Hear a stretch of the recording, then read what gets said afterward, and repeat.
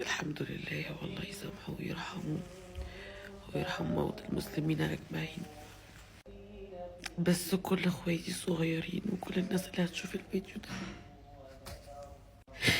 أنا عايزة الفيديو ده يتشير على قد ما تقدروا.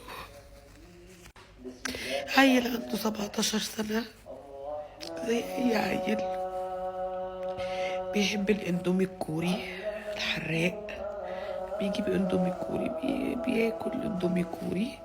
الشطة بتبوظ له الكلى وبتفقع له المرارة.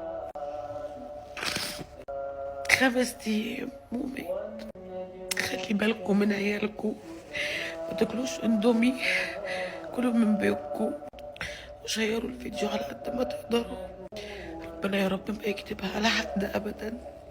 عريس 17 سنة ما يتعزش على خلقه. الله يرحمه ويرحم موتى المسلمين أجمعين. الله يرحمك يا حبيبي في الجنة ونعمة يا رب.